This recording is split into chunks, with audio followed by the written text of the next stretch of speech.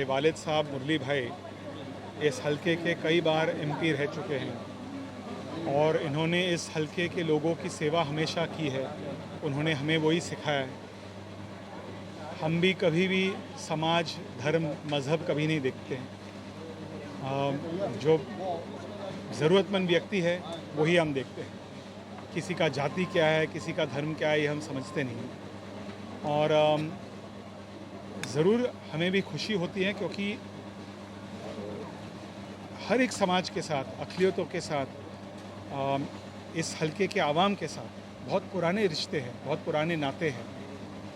और हमारी जो इच्छा है, जो राजनीतिक इच्छा है, जो विचारधारा है, हम लोगों के लिए कुछ सकारात्मक काम करना चाहते हैं, पॉजिटिव काम करना चाहते हैं। यही हमारा एक मकसद है, एक लक्ष्य है। बहुत से लोग आते हैं कि अलग अलग इमोशनल इश्यूज़ पर वोट मांगते हैं। हमने कभी नहीं किया। और लोग जानते हैं कि देवरा फैमिली मीन्स उनको काम करना है, काम करने की इच्छा है। तो मुझे बहुत खुशी होती है क्योंकि कुछ समय पहले रमज़ान के समय हमने एक बहुत बड़े पैमाने पे, उस समय वराया भी थे, एक बहुत बड़े लेवल पे एक इफ्तार पार्टी हमने होस्ट किया था। तो यही मुंबई है भाई, यही महाराष्ट्र है, यही हिंदुस्तान है। इसमें हर प्रकार के लोग रहते हैं, हर मज़हब के लोग रहते हैं। और मुंबई में, पूरे मुल्क में अमन, शांति, सांप्रदायिक सद्भावना, आपसी भाईचारा, यही हमारे वालिद साहब ने हमें सिखाया। और यही विचारधारा, यही काम को हम आगे ले जाना चाहते हैं। यदि हमारे शहर में, यदि हमारे देश में आपसी भाईचारा होगी, शांति होगी, तो लोग अपने कारोबार में व्यस्त हो सकते हैं, लोगों का बिज़नेस बढ़ सकता है, बच्चे को रोज़गार दी जा सकती है। यही हमारा सबसे बड़ा मकसद है।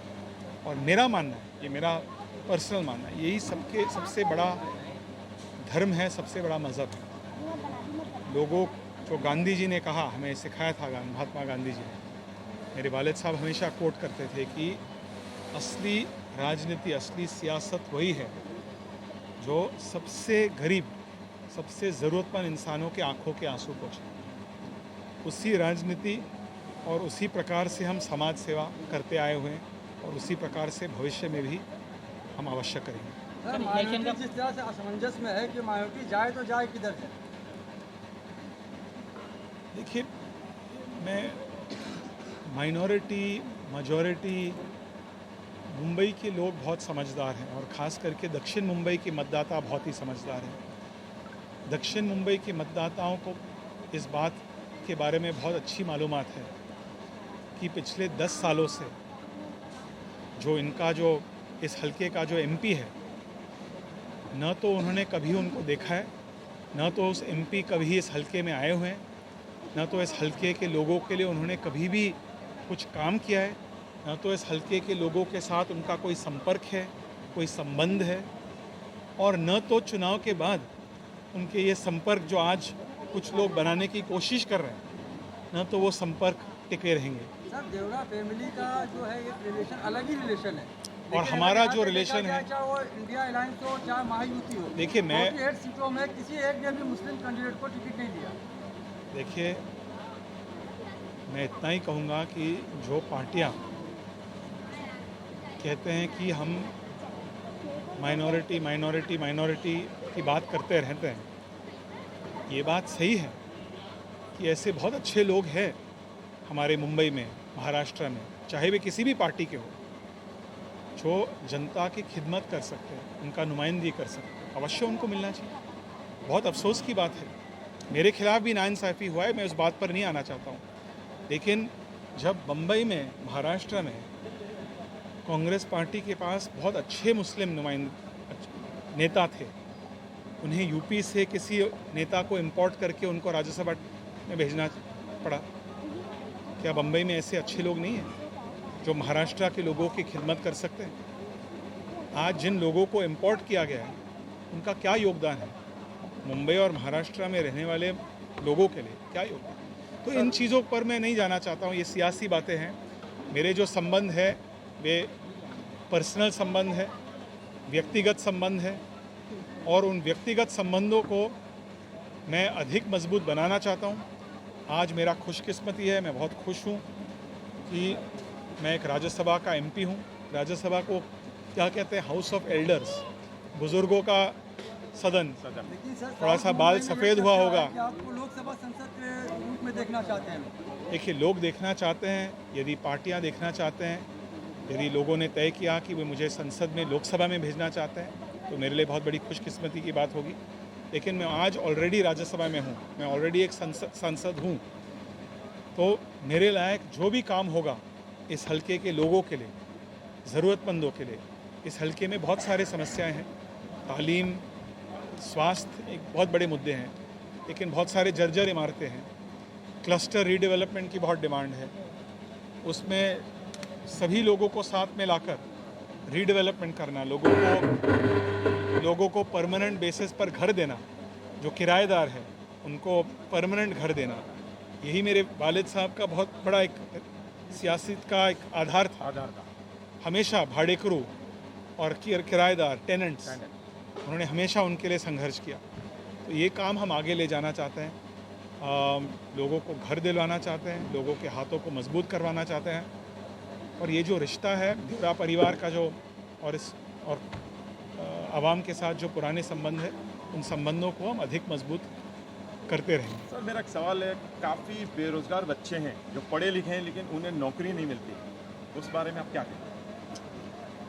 देखिए, रोज़गार जो है, आप एक पॉइंट सही कह रहे हैं, लेकिन सबसे ज़रूरी बात है कि तालीम, किस प्रकार की तालीम होती है, उस पर भी हमें ध्यान देना होगा जी।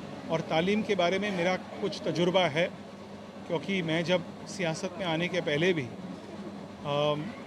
एजुकेशन को आगे लेकर हमने सामाजिक काम किया।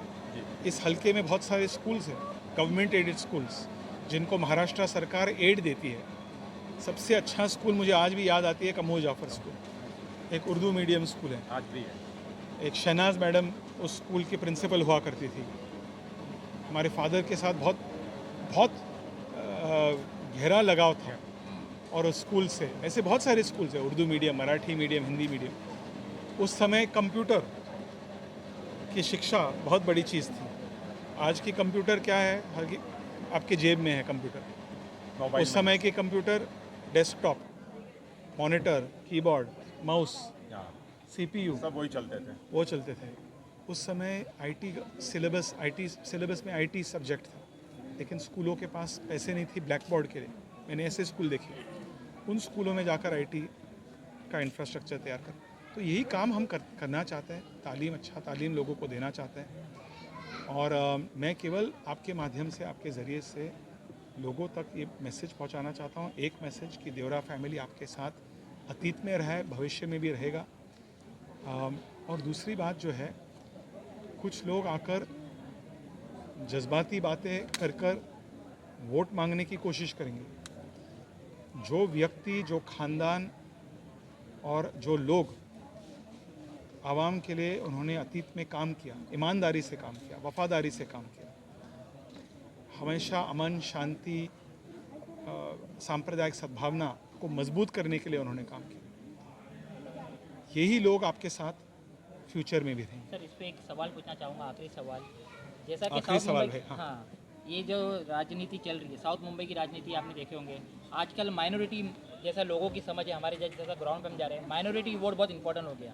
तो देखा गया क्या मुसलमान सियासत का वो बच्चा हो गया जिसको जो इलेक्शन के टाइम पे गोद लिया जाता है और इलेक्शन के बाद इनको यतीम खाने में छोड़ दिया जाता है, इनका कोई पूछने नहीं वाला होता है। क्या जैसा देख रहे हैं हम, क्या हर नेता को पड़ी है क्या भाई, साउथ मुंबई में हर नेता खुश करने आ रहा है मुसलमान का, क्या मुसलमान का फोकस किधर रहेगा? एक जैसा बोलते हैं, जैसा सिंपति चल रहा है, क्या यूबीटी के साथ सिंपति है, जैसा अरविंद सावंत जी भी अपना वो कर रहे हैं, कैंपेन कर रहे हैं, तो मुसलमान का एक हाल तो वैसी हो गया क्या है ना, ये बच्चा है जो इलेक्शन के टाइम पे गोद ले लेंगे। मैं इतना ही कहूँगा, आपने एक अच्छा सवाल पूछा है और मैं आपके ज़रिए एक बहुत ही इम्पोर्टेंट, बहुत ही अहम की बात कहना चाहता हूँ आपके व्यूअर्स जो है, कि ऐसे जो लोग चुनाव के वक्त आते हैं, वोट लेते हैं और उसके बाद 5 साल के लिए नहीं दिखेंगे, ना तो उनको आप एक्सेस कर सकते हैं। कुछ लोग ऐसे हैं जो आज आवाम के सामने आकर वोट मांगेंगे, लेकिन वो कहाँ बैठते हैं, उनका ऑफिस कहाँ है, कहाँ रहते हैं, आवाम को पता ही नहीं। तो आप वोट उनको दोगे, तो जब काम की बात आती है, कि हमारी बिल्डिंग में कुछ समस्या है, हमारी बिल्डिंग में पानी नहीं है, हमारी बिल्डिंग की रीडेवलपमेंट की सवाल है, कुछ दंगे फसाद हो रहे हैं, हमें किसी से मिलना है, आप कैसे कांटेक्ट करोगे उन लोगों को? इसलिए जो रिलायबल लोग हैं, जो वफादार लोग हैं, जो प्रामाणिक लोग हैं, प्रामाणिक जो रिलायबल है, जिनको पिछले 20 साल 30 साल 40 साल से देखा है, ऐसे लोगों के साथ मिलकर उन नेताओं, उन कार्यकर्ताओं के साथ, चाहे वे किसी भी पार्टी के हो, मैं किसी पार्टी का नाम नहीं ले रहा, किसी भी पार्टी के हो, उनके साथ जुड़कर लोगों को काम करना चाहिए। यही मैं एक संदेश देना चाहता हूँ, क्योंकि बहुत बड़ी अफसोस की बात होगी यदि लोगों ने किसी एक व्यक्ति को वोट दिया और 5 साल के लिए नहीं दिखा हो, और पिछले 10 सालों के लिए लोगों को पता नहीं है कि एमपी कौन है, इस हलके के एमपी कौन है। आज एमपी जो है, लोगों ने कभी उनका शक्ल नहीं देखा है, उन ऑफिस कहाँ है लोगों को मालूम नहीं है, उनके यहाँ तक यदि किसी को पहुँचना है तो किसके ज़रिए उनको पहुँचना चाहिए लोगों को पता नहीं है। तो ऐसे लोग कैसे काम करेंगे? जिन लोगों ने आवाम के बारे में, मुझे ये नहीं कहना चाहिए था, लेकिन आज मुझे कहना पड़ेगा, जिन लोगों ने आवाम के बारे में, अक़लियतों के बारे में, कौम के बारे में कैसे निंदनीय भाषण दिए, वो भी ध्यान में रखकर उनका स्वभाव क्या है, उनका चरित्र क्या है, उनका असली विचारधारा क्या है। इसलिए कैंडिडेट कौन है, कैंडिडेट मैं मानता हूँ कि पार्टी से ज़्यादा महत्वपूर्ण है, ज़्यादा इम्पोर्टेंट है।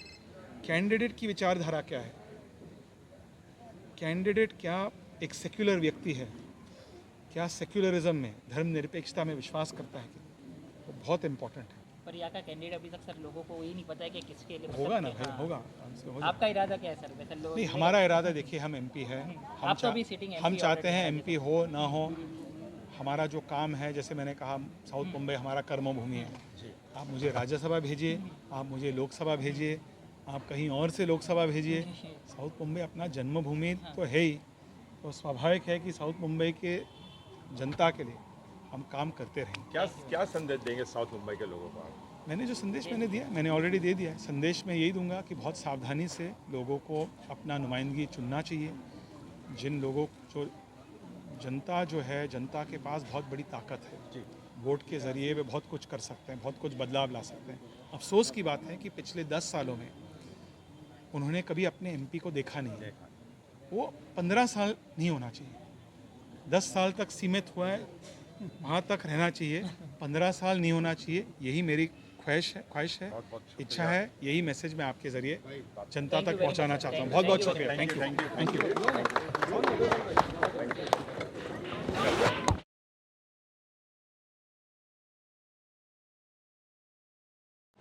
बॉम्बे प्रेस को लाइक, शेयर एंड सब्सक्राइब कीजिए तेज़ ताज़ा खबरों के लिए।